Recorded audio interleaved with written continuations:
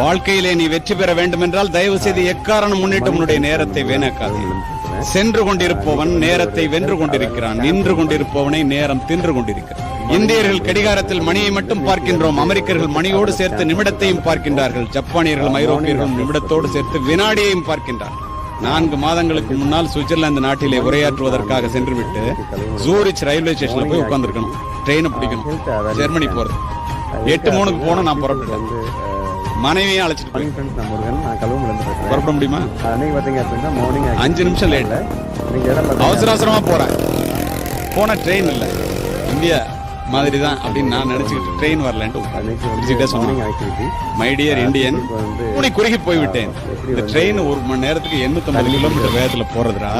நேரம் பாதி தூரம் போயிருக்கும், நீ லேட்டா வந்திருக்க போடான்னு. திரும்பி மனைவியை பார்த்தேன். ஒரு டிக்கெட் 57,000 ரூபாய், 2 டிக்கெட் 1,14,000 ரூபாய். பாக்குறத தவிர வேற என்ன பண்ண முடியும்?